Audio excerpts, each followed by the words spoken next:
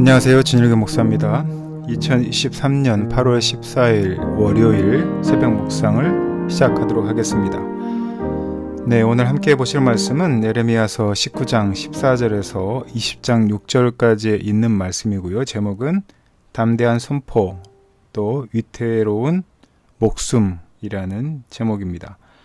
주제는 참 선지자의 삶에는 고난이 있지만 그 고난은 그가 전한 메시지의 진실을 입증할 것이다 라는 내용이고요.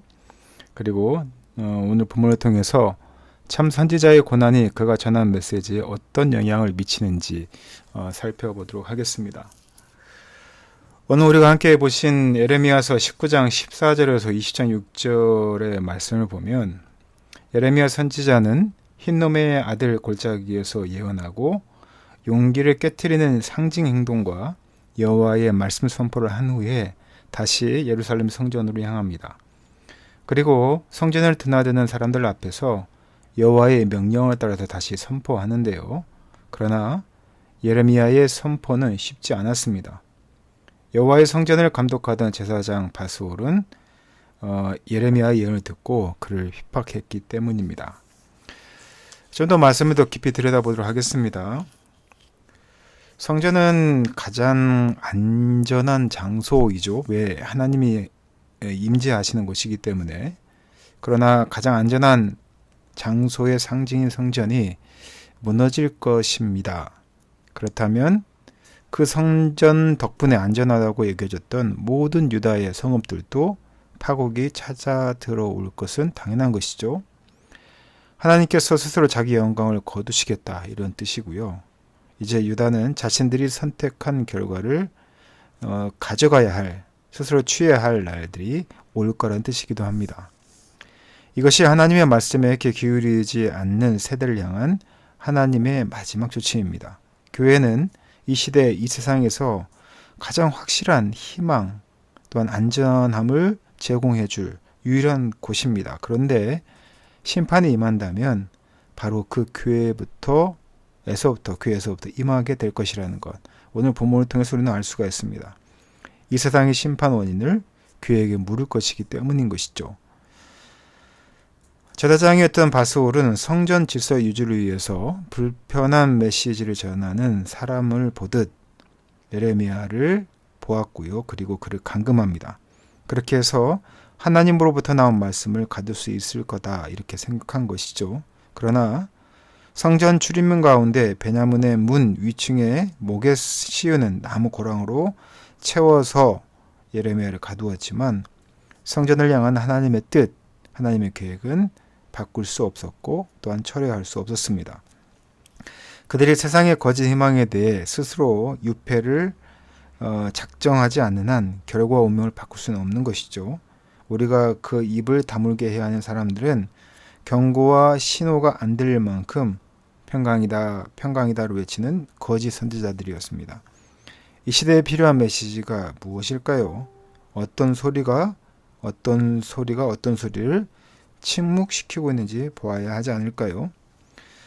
선지자를 결박한 것은 하나님을 결박한 것이나 다름이 없습니다. 이제 하나님을 두려워하지 않은 채 겉도 없이 선지자를 결박한 바스골에게 사방에 두려움이 있다는 뜻의 마골 및 사빕이란 새 이름이 주어집니다. 아브라함이 복의 대명사였다면 그는 두려움의 대명사가 될 것입니다.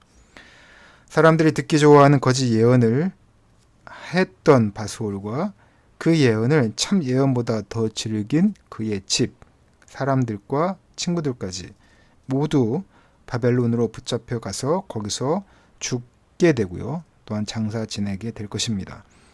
난공불락과 같았던 성 예루살렘이 열려서 그들이 하나님보다 더 사랑하던 소유와 왕들의 귀한 보물들이 다 탈취당하고요. 그리고 바벨론으로 옮겨질 것입니다. 선지자는 어제 당한 수모를 하나님께서 역전시키실 날을 볼 것입니다. 그러니 선지자는 어느 편에 서는 게 맞겠습니까?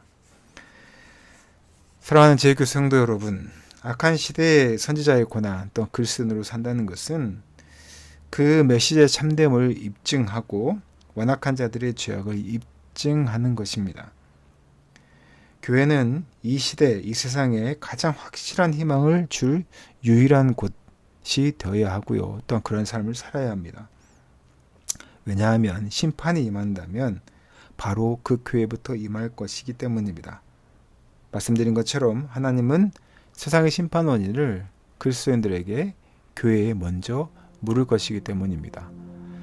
하루하루를 살아가는 일이 결코 쉽진 않습니다.